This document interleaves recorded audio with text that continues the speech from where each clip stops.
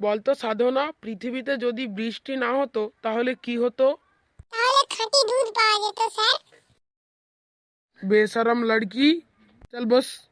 এই বলতো পিকু, পিঁপড়ে আমাদের কি উপকারে লাগে? পিঁপড়ে আমাদের জানিয়ে দেয় বাড়িতে মা কোথাও মিষ্টির হাঁড়ি লুকিয়ে রেখেছে কিনা। দাঁড়া, তোর বাবাকে এক্ষুনি ফোন করছি।